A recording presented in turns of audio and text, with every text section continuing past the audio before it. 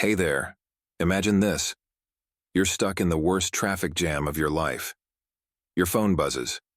It's your boss asking why you're late to the career-defining meeting you've been preparing for all month. Your heart races, your grip tightens on the wheel, and that familiar wave of anger washes over you. Sound familiar? But what if I told you that this anger isn't just ruining your day? It's actually sabotaging your health, your relationships, and your path to success. And get this. Some of the world's most influential people, from ancient Roman emperors to modern-day peace advocates, have cracked the code on mastering this explosive emotion. I'm real stoic, and in the next few minutes, we're going to move into the world of anger. We'll uncover secrets from ancient Stoic philosophy, tap into cutting-edge psychology, and transform that fiery emotion from your worst enemy into your secret superpower. Ready? Let's go. Anger. It's like a volcano inside us, always simmering and ready to erupt. But here's the thing. Anger itself isn't the villain in our story. It's a natural emotion that's been crucial for our survival as a species. The real problem kicks in when anger starts running the show in our daily lives. 1. Understanding anger. Let's start by getting to know our opponent. From a psychological standpoint, anger is our emotional response to a perceived threat or injustice. When we get angry, our brain goes into fight-or-flight mode. Adrenaline and cortisol flood our system, our heart rate spikes, and our muscles tense up. It's like our body is preparing for battle. But here's where it gets tricky. In our modern world, most of our anger triggers aren't life-threatening situations. They're everyday annoyances, like that traffic jam we talked about. Our Stone Age brain is reacting to a modern problem, and that mismatch can wreak havoc on our lives.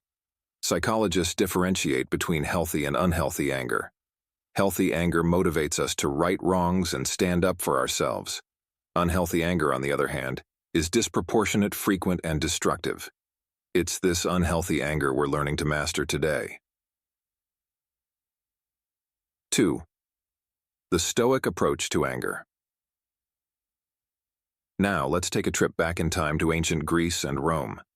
Here we meet the Stoics, a group of philosophers who were basically the original life coaches. These guys were all about living in harmony with nature and mastering our emotions. And guess what? Their ideas are just as relevant today as they were 2,000 years ago. One of the big guns of Stoicism, Seneca, had a lot to say about anger. He called it temporary madness. And he wasn't far off, was he? The Stoics believed that while we can't control external events, we have total control over our reactions to them. So how can we apply this ancient wisdom to our modern lives? Let's look at 3 practical Stoic techniques. First, we have negative visualization. Sounds gloomy, right? But stick with me. This involves imagining worst-case scenarios. By doing this regularly, we build resilience and appreciation for what we have. Stuck in traffic? Imagine your car breaking down completely. Suddenly, just being late doesn't seem so bad. Next, we have perspective shifting. This is about zooming out and seeing the big picture. Is this traffic jam going to matter in a month, a year, 5 years? Probably not. Finally, there's voluntary discomfort. This is about intentionally putting yourself in uncomfortable situations to build mental toughness. Cold showers, anyone? 3. Modern psychology's take on anger management. Now, let's fast forward to the present day. Modern psychology has some powerful tools for us too, and they pair beautifully with our Stoic techniques. First up is cognitive behavioral therapy, or CBT. This is all about identifying and changing negative thought patterns. When it comes to anger, CBT teaches us to challenge our angry thoughts. Is this situation really as bad as I think it is? Am I making assumptions? Next, we have mindfulness. This is the practice of being fully present in the moment without judgment. Mindfulness helps us create a gap between the trigger and our response, giving us the power to choose how we react. Lastly, let's talk about emotional intelligence. This is our ability to recognize, understand, and manage our own emotions, as well as recognize and influence the emotions of others. By boosting our EQ, we can catch anger early and redirect it constructively. 4. Benefits of overcoming anger. Now let's dive deeper into the benefits of mastering your anger. Trust me, the payoff is huge. First up, your physical health. Chronic anger is like a constant stress response in your body. It's like revving a car engine nonstop. Eventually, something's going to wear out. By managing your anger, you're looking at lower blood pressure. Your heart won't have to work as hard, reducing your risk of heart disease. Stronger immune system. Less stress means your body can focus on fighting off real threats, not imagined ones. Better sleep. Anger often leads to rumination, which can keep you up at night. Manage your anger, and you'll likely sleep like a baby. Fewer headaches. Tension from anger is a common trigger for headaches and migraines. But the benefits go way beyond physical health. Let's talk relationships. We've all said things we regret in the heat of anger, right? By mastering your anger, your personal relationships will flourish. You'll be more patient with your partner, more understanding with your kids, and a better friend overall. Professional relationships improve too. You'll be seen as level-headed and reliable, which can open doors in your career. You'll become a better listener. When you're not busy being angry, you can really hear what others are saying. Conflict resolution becomes easier. You'll approach disagreements with a clear head, leading to better outcomes for everyone. Speaking of your career, anger management is a secret weapon in the workplace. Better decision-making. Anger clouds judgment. With a cool head, you'll make smarter choices. Increased productivity. Energy spent on anger is energy not spent on your work. Leadership potential. People naturally gravitate towards those who can stay calm under pressure. Improved creativity. A relaxed mind is a creative mind. You'll find yourself coming up with more innovative solutions. But perhaps the most profound benefit is to your overall life satisfaction and mental health. Reduced anxiety and depression. Chronic anger often goes hand in hand with these conditions. Greater sense of control. You'll feel empowered, knowing you can handle whatever life throws at you. Increased self-esteem. As you master your emotions, you'll feel more confident in all areas of life. More positivity. When you're not weighed down by anger, you're free to appreciate the good things in life. 5. World-famous examples. Now, let's dive deeper into some real-world examples of anger mastery in action. These stories aren't just inspiring, they're proof that managing anger can literally change the world. Let's start with Nelson Mandela. Imagine this. You're fighting against an unjust system, and as a result, you're thrown into prison for 27 years. Most of us would come out pretty angry, right? But Mandela did something extraordinary. He used that time to master his emotions and develop a profound understanding of his oppressors. In his autobiography, Long Walk to Freedom, Mandela wrote, "As I walked out the door toward the gate that would lead to my freedom, I knew if I didn't leave my bitterness and hatred behind, I'd still be in prison." This philosophy allowed him to emerge not with vengeance but with a message of reconciliation that transformed a nation. Mandela's approach wasn't just morally admirable, it was strategically brilliant. By choosing forgiveness over retaliation, he was able to unite a deeply divided country and become its first black president. His story shows us that managing anger isn't just about personal peace, it can be a powerful tool for social change. Next, let's talk about Mahatma Gandhi. In the face of British colonial rule in India, Gandhi had every reason to be angry. The oppression and injustice he witnessed could have easily led to a violent uprising. Instead, Gandhi pioneered the concept of nonviolent resistance. Gandhi's philosophy of ahimsa, or nonviolence, wasn't about being passive. It was an active choice to respond to anger and oppression with peace and dignity. He famously said, "An eye for an eye only ends up making the whole world blind." Gandhi's approach was revolutionary. He organized peaceful protests, civil disobedience, and hunger strikes that captured the world's attention. His methods not only led to India's independence but also inspired civil rights movements around the world, including the African American civil rights movement led by Martin Luther King Jr.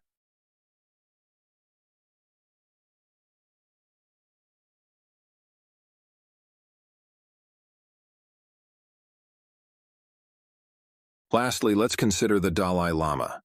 Since 1959, he's been living in exile from his homeland of Tibet. He's witnessed the suffering of his people under Chinese occupation. That's a situation that could easily breed anger and resentment. Yet, the Dalai Lama consistently responds with compassion and calls for peaceful dialogue. He teaches that anger is like a flame that burns the one who holds it. In his words, if you want others to be happy, practice compassion. If you want to be happy, practice compassion. The Dalai Lama's approach has won him admirers around the world and kept the Tibetan cause alive for decades. His teachings on mindfulness and emotional regulation have influenced millions, bringing ancient Buddhist wisdom into mainstream conversations about mental health and well-being. These leaders didn't just talk about managing anger, they lived it, under circumstances far more challenging than most of us will ever face. Their stories show us that mastering anger isn't just possible. It can be a transformative force for good in the world. Certainly, I'll expand on point 6 in the conclusion to increase the length of the script. Here's the extended version from point 6 to the end. 6. Practical steps to remove anger from your life. All right, we've covered a lot of ground. Now let's bring it all together with some practical steps you can start using today to remove anger from your life. 1. Identify your anger triggers. This is crucial. Start by keeping an anger journal. Every time you feel angry, write down what happened, how you felt, and how you reacted. After a week or two, you'll start to see patterns. Maybe it's always that one coworker who pushes your buttons, or perhaps you tend to get angry when you're hungry or tired. Knowing your triggers is the first step to managing them. 2. Use the 5-second rule. This one's simple but powerful. When you feel anger rising, count to 5 slowly before you react. It sounds too easy to work, but trust me, this tiny pause can make a huge difference. It gives your rational mind a chance to catch up with your emotions. 3. Try the stop technique. This is a mindfulness tool that can be incredibly effective in the heat of the moment. Here's how it works. S. Stop what you're doing. T. Take a deep breath. Observe your thoughts and feelings. P. Proceed with a more mindful response. Let's break this down. When you feel anger bubbling up, first, just stop. Freeze. Then, take a deep breath. This activates your parasympathetic nervous system, which helps calm you down. Next, observe what's going on in your mind and body. Are your thoughts realistic? Is your anger justified? Finally, choose how to proceed based on this reflection. 4. Start a regular meditation or mindfulness practice. I know. Meditation sounds like something for monks or yoga enthusiasts, but hear me out. Even 5 minutes a day can work wonders for your anger management. It's like going to the gym, but for your mind. Start small. Try a guided meditation app for just 5 minutes each morning. Over time, you'll build the mental muscles to stay calm under pressure. 5. Get moving. Regular exercise is a great way to burn off the excess energy that can fuel anger. When we're angry, our bodies are primed for action. By exercising, we're giving our bodies what they're asking for. Plus, exercise releases endorphins, which are natural mood boosters. It doesn't have to be anything intense. A brisk walk, a bike ride, or even some jumping jacks can help. 6. Practice empathy. Often, our anger stems from a lack of understanding. Next time someone makes you angry, try to put yourself in their shoes. Maybe that driver who cut you off just got terrible news. Maybe your boss is harsh because they're under immense pressure. This doesn't excuse bad behavior, but understanding can often defuse our anger. 7. Use I statements. When expressing your frustration, use I statements instead of you statements. For example, instead of saying "you never listen to me," try "I feel unheard when I'm interrupted." This approach is less accusatory and more likely to lead to a constructive conversation. 8. Learn to forgive. This might be the toughest one, but it's also the most liberating. Holding on to anger is like drinking poison and expecting the other person to die. Forgiveness doesn't mean forgetting or excusing bad behavior.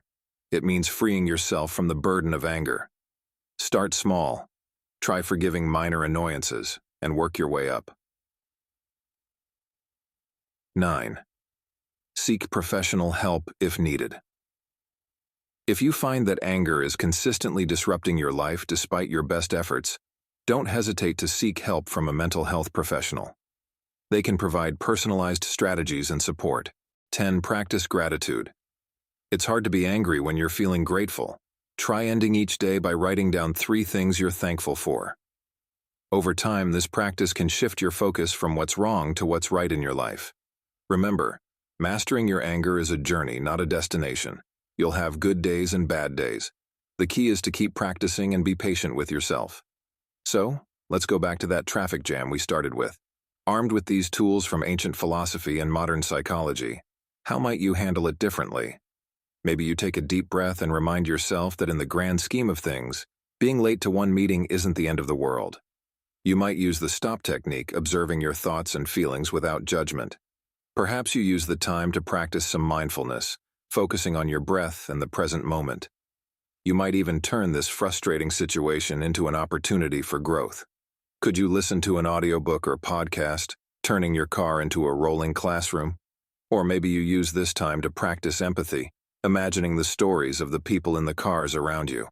Instead of arriving at work stressed and angry, you walk in calm and collected, ready to tackle whatever comes your way. Your boss might be surprised by your composure, and who knows? This could be the moment that marks you out as leadership material. Remember, mastering your anger isn't about becoming an emotionless robot. It's about understanding your emotions, learning from them, and choosing how to respond. It's about building resilience, improving your relationships, and enhancing your overall quality of life. It's a superpower that can transform not just your life, but the lives of those around you. Just as it did for Mandela, who transformed a nation, or Gandhi, who inspired millions to seek change through peace. The next time you feel that familiar heat rising, remember, you have the power to choose your response. You have the tools to turn that anger into understanding, that frustration into growth, that momentary madness into enduring wisdom. Imagine moving through your day with a sense of calm and control, no matter what life throws at you. Imagine the impact you could have on your family, your workplace, your community when you're no longer at the mercy of your anger. That's the power of mastering this challenging emotion. Thank you for joining me on this journey into the heart of anger management. Remember, this isn't about perfection, it's about progress. Every time you pause before reacting, every time you choose understanding over anger, you're rewiring your brain and changing your life.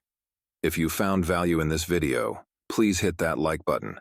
Subscribe for more insights on mastering your emotions and living your best life. And please, share this with someone who might benefit. Together, we can create a calmer, more understanding world. And always remember the wise words of Marcus Aurelius.